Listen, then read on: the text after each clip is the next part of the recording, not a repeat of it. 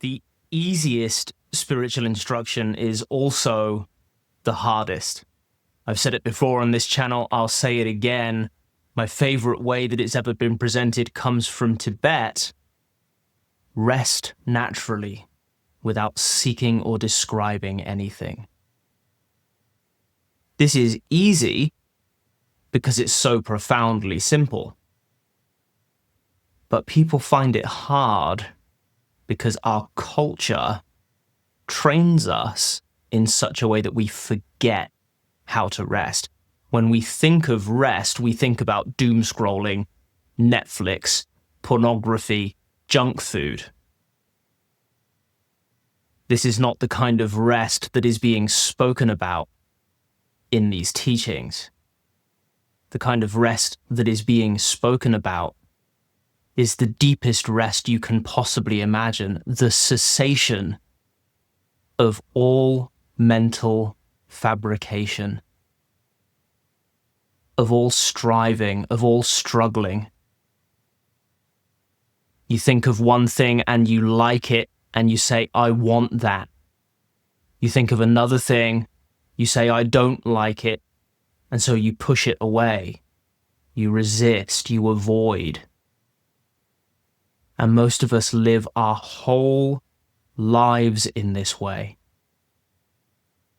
Our whole lives. Now, many students who come to me, I would say most students who come to me these days are already advanced in their spiritual practice and understanding.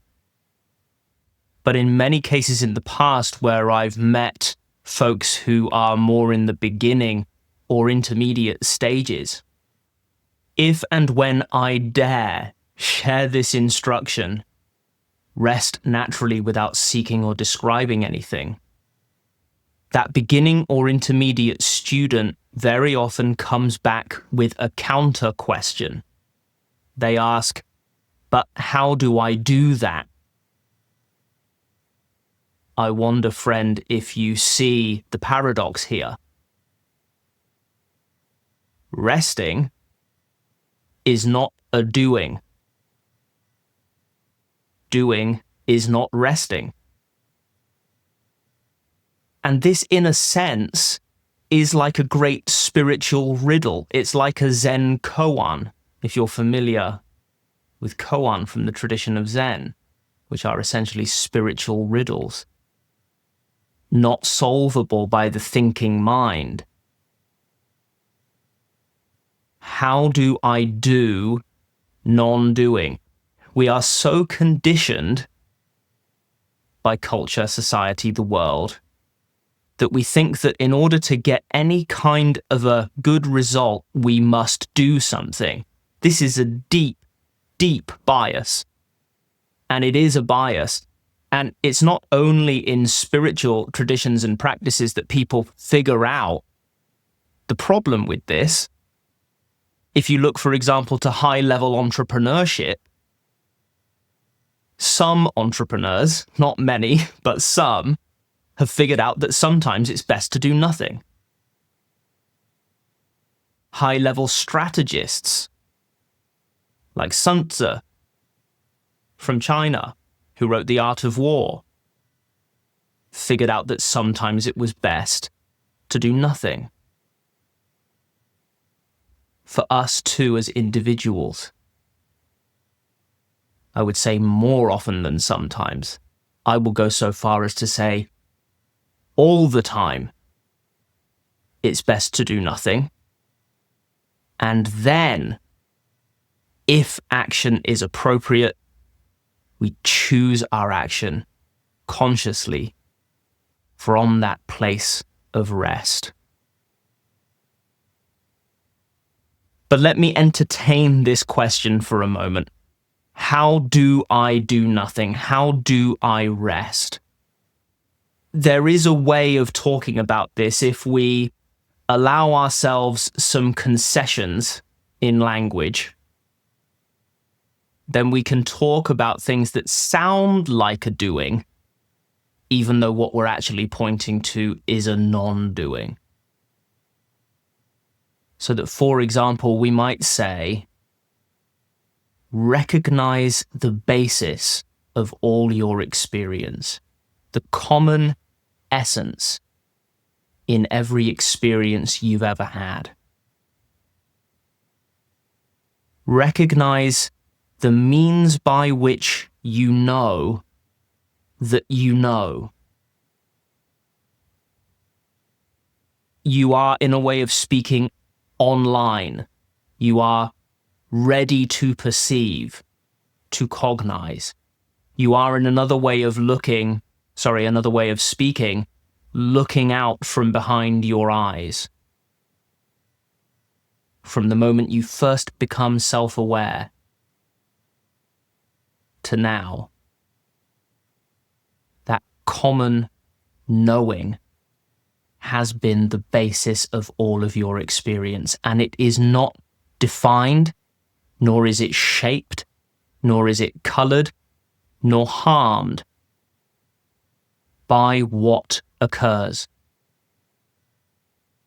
So we can talk about awareness and its contents, even though these are not two. We can speak about them as two, as a means of giving you something to do, a recognition. And sometimes you might find this recognition easier to make if you sit down in a quiet place and close your eyes and look at what's going on. This is what for thousands of years has been called meditation. There are, of course, more deliberate meditations that say to do this or that with the mind, generate happy thoughts, wholesome thoughts, repeat mantra instead of thinking bad thoughts or unwholesome thoughts, various tools that we can apply, and these all have their place. They are beneficial. But they all lead back, they must lead back, if awakening is the goal, to this natural rest that I'm talking about. So why not begin with the end in mind, so to speak? Begin with at least the aim to recognize this natural basis of all of your experience, which is, in other language, called Buddha nature. Enlightenment is nothing other than recognizing what you have always been, fundamentally. And because what you have always been fundamentally is beyond harm, there's your enlightenment. There's all of those wonderful qualities that people speak about, sometimes encouraging you to develop them deliberately, when actually that's simply not necessary. Because joy, peace, clarity, freedom, compassion, wisdom are all naturally arising when you simply get out of your own way. So how do you do nothing? This is how. I was sat with my wife yesterday talking about this. She said, hey, why don't you give the viewers some kind of concrete way to do this? And then we discussed immediately, and she understands all of this stuff very well. We discussed, there is no prescription. There is no sit with your back straight, breathe in this particular way, continue in this way, do X, Y, Z, A, B, C, and that's how you recognize awareness. Because awareness is the basis of all of that X, Y, Z, A, B, C that you might do. There's no way to create what is uncreated. This is only a matter of recognition. If you feel like you need something to do, that's fine. Go and explore deliberate meditative practices. I sometimes talk about them, but you'll find more about that elsewhere. Go and experiment with that. I did for years. What I didn't have was this teaching on the ultimate context in which all of that practice and understanding takes place. And if I had had access to this teaching, I suspect I could have saved myself an awful lot of time. 30,000 hours I spent practicing more deliberate methods of meditation and mindfulness. It was when I discovered this teaching of non-duality that everything was blown wide open. I dropped even my practice.